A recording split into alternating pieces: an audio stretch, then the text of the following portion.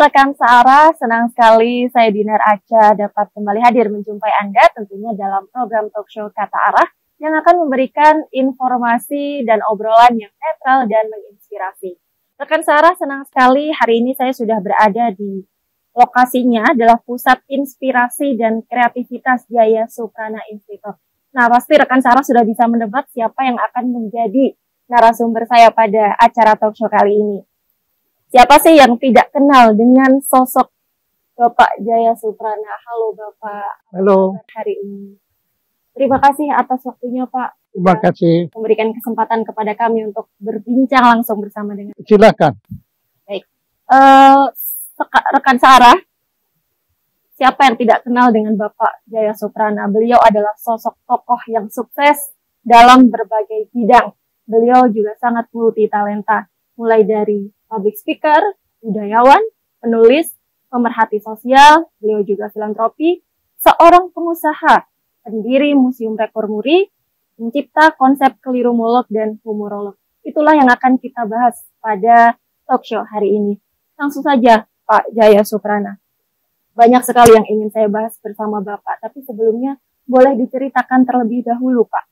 Untuk saat ini, apa saja kegiatan Bapak melihat semua yang Bapak bangun sudah berjalan secara stabil? Kalau sehari-hari kegiatan Bapak seperti apa?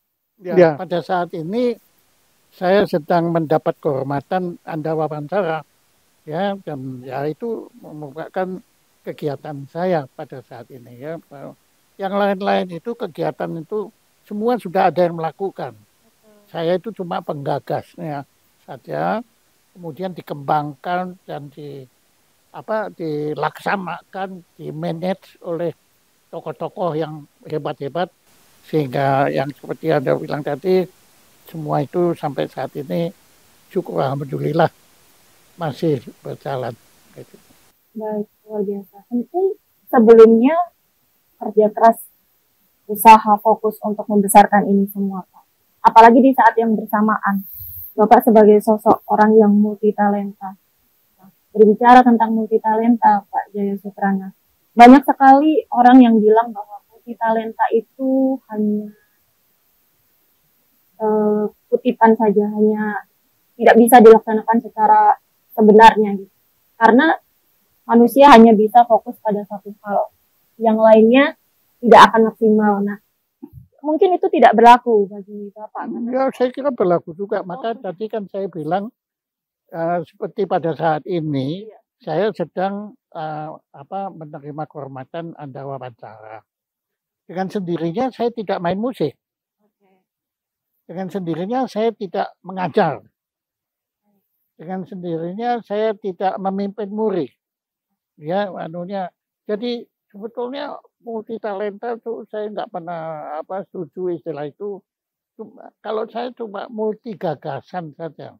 Ya memang saya menggagas lirumologi, menggagas humorologi, menggagas murid, menggagas sekolah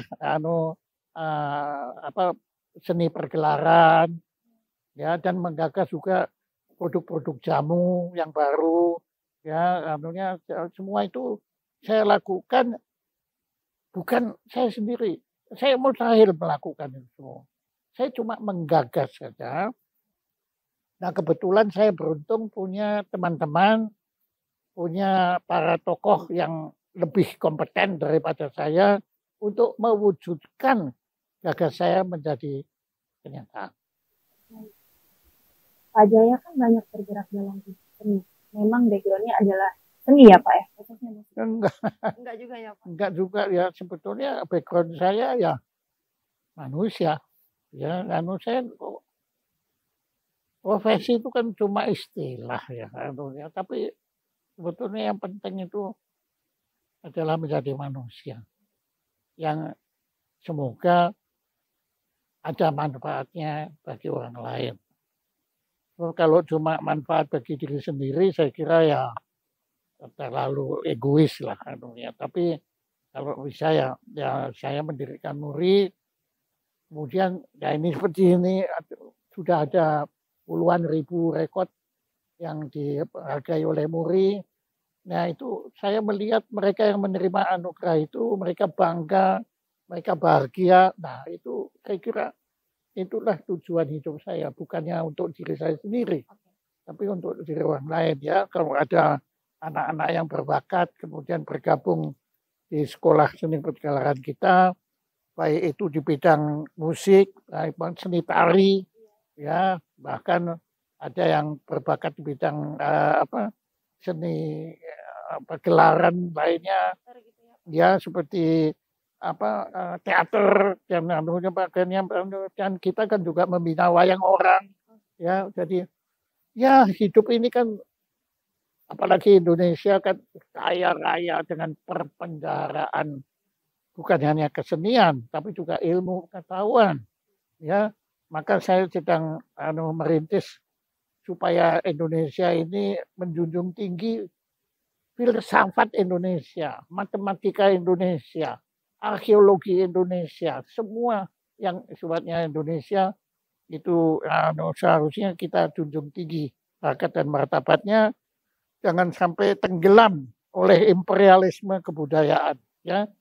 Sebab saya punya teori yang tentang imperialisme itu kan, dulu imperialisme kan imperialisme militer, kemudian imperialisme agama, ya di mana orang ya datang ke satu tempat, kemudian agama setempat itu dimusnahkan untuk diganti dengan agama bangsa lain, ya itu oke lah, itu sudah terjadi semua.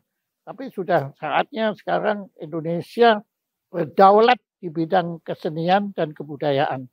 Itu jangan lagi kita terima semua yang dari asing, ya seperti wayang itu kan sebetulnya pengaruh dari Mahabharata dan Ramayana, tapi wayang sendiri punya karakter yang spesial.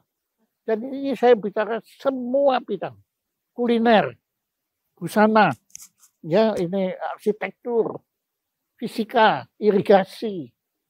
Wah, Indonesia keren pokoknya dalam soal itu. Maka dari itu kemudian Bapak menggagas semuanya mulai dari Jaya Soprana Institute. Iya, cuma menggagas ya sebetulnya ya. Tapi yang lain-lain itu semua yang melaksanakan bukan saya.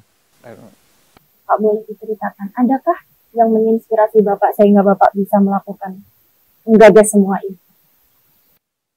Beliau, ya ada yang menyebut itu Tuhan, ada yang menyebut itu Allah, ada yang menyebut itu Buddha, ada yang menyebut dewa, ya ada, terserah. Tapi ada satu energi di alam semesta ini yang memberi inspirasi kepada saya tentang gagasan-gagasan itu. Dan sekali lagi, gagasan itu akan musnah begitu saja kalau tidak ada yang mewujudkan. Nah, yang mewujudkan bukan saya. Ya, memang saya dirikan lembaga muri. Tapi tahun 90 mungkin ya sudah tenggelam begitu aja. Kalau tidak ada yang mengembangkan, terutama yang mengembangkan itu kan Ibu Ailawati Sarwono yang menyusun buku muri ini, yang itu kemudian sekolah seni dan lain-lainnya itu semua bukan saya itu. Jadi saya sebetulnya nggak layak untuk disebut wah itu multi talenta. Saya nggak berdaya apapun. Bapak, saya ingin membahas satu persatu, boleh ya? Silakan. Mulai dari Jaya Soprana School of Performing Arts, Jaya Soprana Institute. Iya, sekolah seni pergelaran itu. Nah, ini sebagai bentuk cinta Bapak pasti dengan Indonesia, dengan seni, ya, sesama dan lain sebagainya. Sampai sekarang Bapak masih aktif untuk memberi. Saya sekarang sudah punya tim pengajar di sekolah kita yang termasuk kelas dunia semua, ya. Ya, ada yang pianis yang sudah pianis Indonesia pertama yang tampil di Kuba, itu belum ada orang lain ya. Kemudian ada juga Michael Anthony yang penyandang autis dan tunanetra, tapi waduh, kelas main pianonya saya kalah jauh sudah masih ya semua itu. Dan kemudian ya banyak guru-guru seperti Ibu Ivana, banyaklah guru-guru yang di sini kelas dunia, termasuk Putri Bung Hatta, ya Ibu Walida Hatta yang juga mengajar di sekolah kita.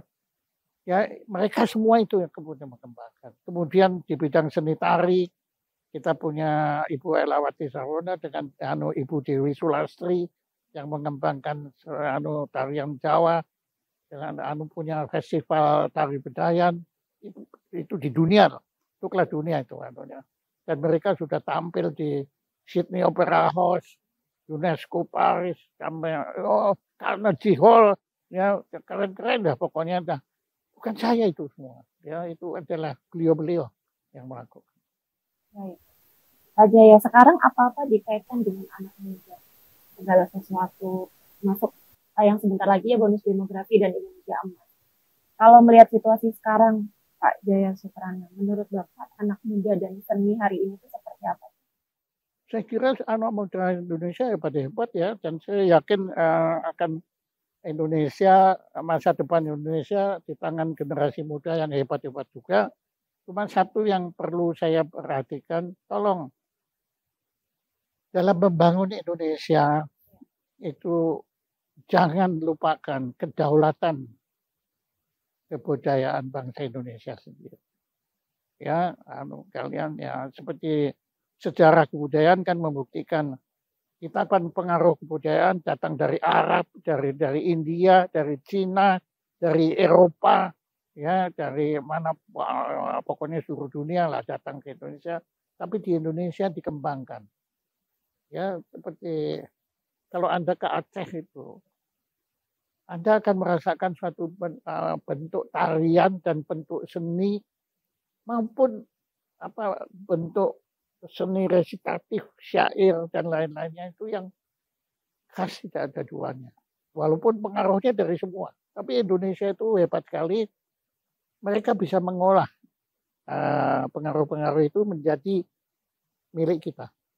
Seperti belakangan baru tahun lalu, pada akhir tahun lalu UNESCO telah mengakui jamu sebagai warisan budaya dunia. Itu hebat sekali, ya karena Cina pun obat tradisionalnya belum diakui oleh UNESCO, ya tapi mereka sudah mengakui dirinya sendiri. Nah kalau di Indonesia ini kan terus terang dalam pelayanan kesehatan, sistem pelayanan itu kita masih dikuasai oleh warisan peradaban Belanda. Yang kita anut itu adalah warisan ilmu farmasi yang itu adalah mahakarya orang Eropa. Tapi kita jangan lupa toh, sebelum obat-obat farmasi itu datang ke Indonesia, bangsa Indonesia kan sudah besar. Hayam Wuruk, Gajah Mada, Kerajaan Sriwijaya, Kutai, itu semua mereka nggak mungkin kalau bisa berkuasa demikian hebatnya, bahkan menguasai sampai Asia Tenggara itu, kalau mereka nggak sehat walafiat. Kalau sakit-sakitan ya mana mungkin, ya itu pasti mereka punya cara merawat kesehatan secara murni Indonesia. Belum disentuh, nggak ada dokter apoteker dulu belum ada. Ya mana ada kita dengar Hayam Wuruk dan Gajah Mada menjadi perkasa karena minum obat farmasi kan enggak. Mereka pasti minum jamu. Ya dan situ, dan jamu itu jamu Aceh ada, jamu Kalimantan ada, jamu Papua ada, jamu Jawa, jamu Bali, semua ada. Iya, itu sudah percaya saya lah bahwa walaupun saya secara saintifik tidak bisa membuktikan, tapi secara logika itu kita kan bangsa Eropa kan datang baru pada mulai abad ke-15. 16 bahkan ya ya sebelumnya bangsa kita kalau sakit langsung mati kan enggak, kan sehat-sehat mereka semua. Jadi kebanggaan nasional itu harus kita junjung tinggi. Itu nggak bisa ditawar, hukumnya wajib itu. Kalau kita nggak punya kebanggaan nasional, kebudayaan Indonesia tenggelam. Silahkan mengagumi drama Korea, ya silahkan mengagumi makanan Jepang, silahkan mengagumi makanan Cina, tapi gudeg nggak ada lawan. Rendang sudah dinyatakan makanan terlezat di dunia loh. Itu Indonesia. Walaupun pengaruhnya ada dari India, dari Arab ada jelas. Kalau rendang dari pengaruh Chinese-nya malah nggak ada itu. Itu murni dari India dan Arab itu. Rendang itu juga pernah diakui Malaysia. Itu gimana tanggapannya? Ya terserah. Ya karena kasihan juga ya bangsa teman-teman kita di Malaysia itu. Ya gimana ya, waktu itu kan seperti reok segala itu. Mereka kan ya gimana ya. Reok kan jelas dari Ponorogo. Cuma memang kenyataannya mereka di Malaysia itu ada kelompok imigran dari Ponorogo yang bikin reok juga. Jadi ya udah seperti ya makanya seperti pantun itu kan kebudayaan Melayu. Tapi belakangan sudah disepakati bahwa itu adalah warisan kebudayaan Malaysia dan Indonesia. Yang belakangan ini sedang diperjuangkan yang kalau batik itu pasti Indonesia ya. Tapi yang sedang diperjuangkan itu kebaya. Ini akhirnya disepakati ini akan maju ke UNESCO bersama Indonesia, Singapura, Thailand. Punya apa itu Thailand Selatan itu kan Muslim. Dan itu Chinese-nya di sana juga mereka pakai kebaya juga. Jadi itu diakui bersama sebagai milik bersama lah. Jadi ya nggak apa-apa kalau rendang itu ya tapi ya sorry aja kalau rendang itu ya tetap aja rendang paling enak memang rendang. Saya pernah makan rendang di Inggris. Ya enak juga cuma malah yang di Inggris empuk banget ya karena mereka sapinya kan sapi Inggris. Itu yang bikin orang Indonesia atau orang Enggak, orang Thailand. Oh, yang bikin orang Thailand. Ya, Anda itu kalau perhatikan Thailand itu makanan Thailand itu seperti kemarin saya baru pulang dari Afrika Selatan. Ya, saya kan rindu makanan Indonesia. Sate, saya kan sukanya makan sate. Akhirnya saya menemukan restoran Thailand ada sate ayamnya pakai bumbu kacang persis kayak di Indonesia. Wah, saya bahagianya bukan main. Rasanya juga persis mirip atau ya lain tapi enak. Pokoknya ya daripada makan steak ya enak sate. Ya ini kita baru ngomong kuliner, belum lagi syairnya, filsafatnya. Saya kan sampai ya sudah berjuang bersama teman-teman para filosof Indonesia untuk menetapkan Hari Filsafat Indonesia. Ya itu aja dulu ada yang menentang, katanya Indonesia nggak punya filsafat. Wah saya marah betul. Gila apa? Indonesia nggak punya filosof, gimana? Ki Hajar Dewantara itu siapa? Ya tuh, Franz Magnisuseno itu siapa? Itu kan warga Indonesia semua. Ya kok bisa kita nggak punya filsafat Indonesia? Saya marah waktu itu, tapi akhirnya mereka kasihan juga sama saya, akhirnya diakui filsafat Indonesia memang ada. Ya jadi kita nggak kalah, Mbak. Apalagi kalau saya mempelajari filsafat Jawa.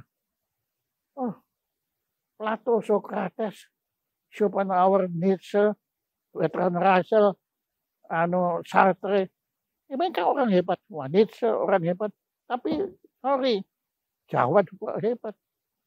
Ojo dumeh, ngono ya ngono, ojo ngono, gila itu. Itu filsafat etika yang nggak ada tandingannya di dunia itu. Ngono ya ngono, ojo ngono. Itu nggak ada. Socrates pun kalau dia dengar itu dia pasti ketawa. Hebat ya orang Indonesia, hebat. Anda kan dari Surabaya ya? Ya. Itu filsafat Surabayan, bahasanya aja itu arek-arek Surabaya itu sudah khas Jawa Timur. Ya bahkan ke Surabaya. Ya omongan yang apa logat atau dialek Surabaya yang mungkin oleh orang yang nggak mengerti dianggap kasar. Menurut saya nggak kasar, itu indah gitu. Itu melukiskan getaran sukma orang Surabaya. Nah, hal-hal seperti ini yang saya harapkan generasi muda yang hidup di tengah gelombang masuknya film-film Hollywood, drama Korea, ya, Gangnam, terus apa itu, waduh belakangan ada apa, waduh Black apa, aduh jangan nggak apa-apa, ya tapi jangan lupa kita punya Didi Kempot. Wow, kalau saya dengar Didi Kempot nyanyi, kemudian melihat rakyat itu bergembira bersama beliau, wah itu apa? Itu Queen itu buat saya nggak ada apa-apanya dibanding Didi Kempot. Ya kalau sudah nyanyi lagu-lagu beliau itu. Tapi sayang beliau sudah meninggal ya, tapi saya yakin nanti masih muda banyak generasi penerusnya. Nah itu yang kita butuh. Kalau Denny Caknan, Pak Jaya tahu nggak Denny Caknan? Nyanyi dangdut juga yang sekarang lagi naik daun. Oh, dan saya malah belum tahu. Tapi saya sejak Didi Kempot meninggal itu saya terpukul sekali. Ya di sini kan ada patungnya Kinarto Sabdo. Itu guru saya dalam musik Jawa. Saya pernah konser main piano di Wellington di Selandia Baru, di Victoria University. Wah, saya bangga kan. Wah, saya main terus mereka disambut juga mereka. Tapi mereka bilang, Pak, kapan datangkan? Loh, kok datangkan, kan saya sudah datang. Ya Kinarto Sabdo, nah saya baru tahu betapa Kinarto Sabdo sangat dihormati. Lebih dihormati ketimbang Ludwig van Beethoven. Saya berani ngomong ini karena saya pernah tinggal di Jerman. Bahkan saya ngajar musik di Jerman. Jadi saya berani bilang bahwa Kinarto Sabdo nggak kalah. Saya nggak bilang menang ya, tapi nggak kalah dibanding Beethoven. Mungkin Kinarto Sabdo kalau suruh main simfoninya Beethoven nomor 5 nggak bisa. Tapi Beethoven nggak bisa main gambang sulingnya Kinarto Sabdo. Anda tahu kan lagu-lagu itu? Nah ya sudah. Kalau nggak tahu ya, kalau nggak tahu ya berhenti aja wawancaranya sekarang. Tahu itu sampai saya SMA pun kalau lagi kesenian masih. Nah itu dia. Terus apa yang perahu layar? Iya toh. Dan punakawan ya. Saya kan pernah bawa wayang orang ke Sydney Opera House. Itu Anda kalau mau tahu,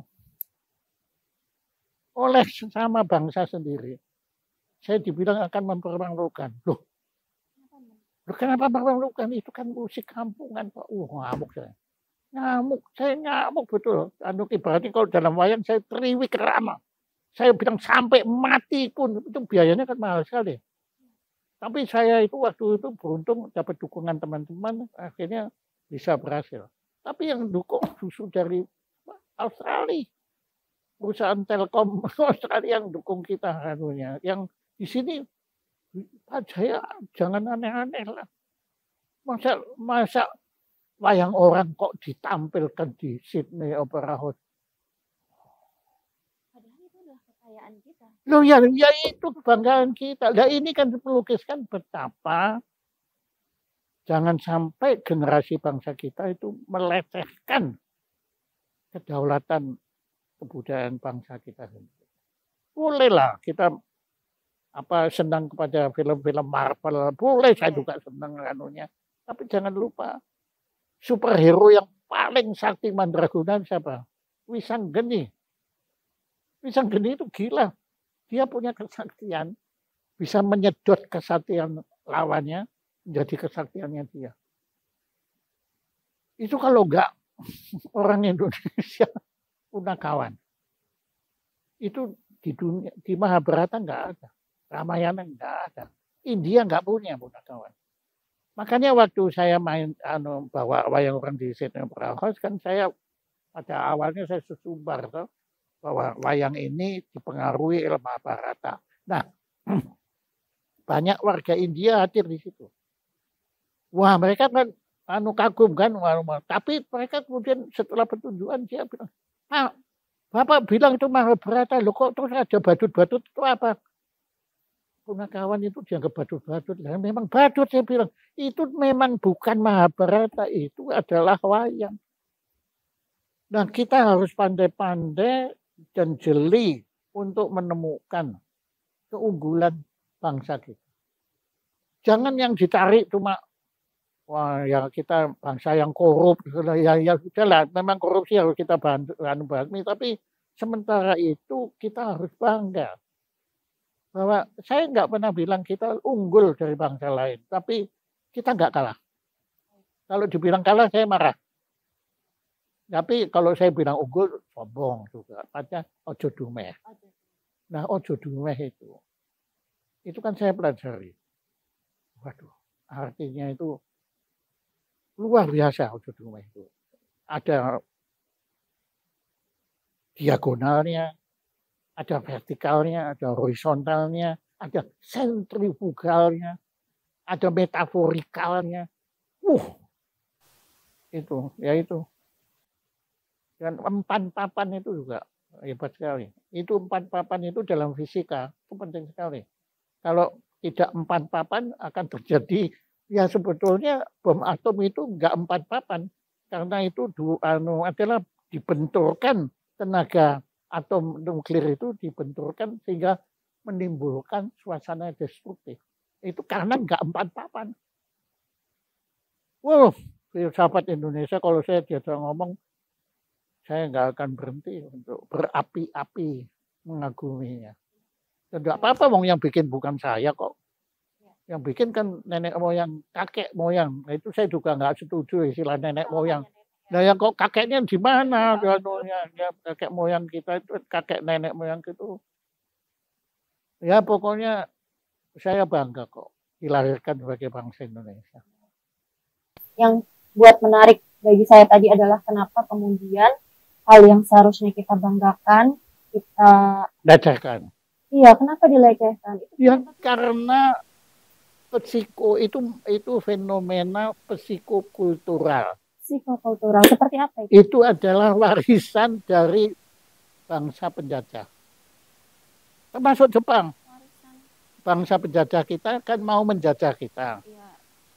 Kalau kita mau menjajah satu bangsa, kita hancurkan peradabannya.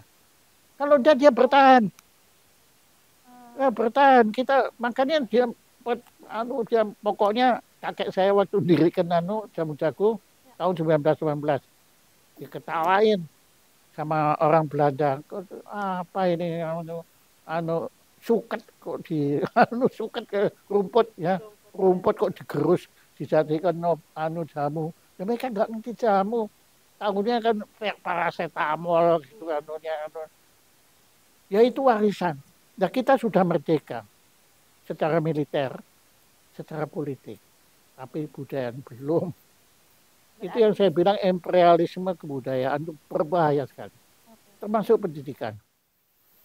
Jadi sebenarnya dengan datangnya drama Korea, K-pop dan sebagainya, kita nggak bisa menghalangi itu. Kita masa mau hidup seperti katak dalam tempurung. Ya kita tetap aja dalam tempurung, tapi tempurung kita terbuka. Dan kita jangan lupa di dalam tempurungnya sendiri jangan ditinggalkan. Ya kalau sekarang kita ganti semua itu. Dan nanti kan semua orang bukan makan ayam Suharti, tapi makan ayam Kentucky Fried Chicken. Ya sayang toh. Padahal enakan ayam Suharti buat saya.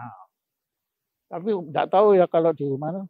Kalau di Amerika mungkin ya Kentucky Fried Chicken lebih enak buat mereka. Ya, kesenian kebudayaan itu kompleks sekali. Jangan minder. Jangan sombong. Tapi dumeh itu tadi kan. Muri itu saya tahu kenapa saya dirikan Muri. Iya, kenapa, Pak? Itu yang mau saya tanya. Sakit hati.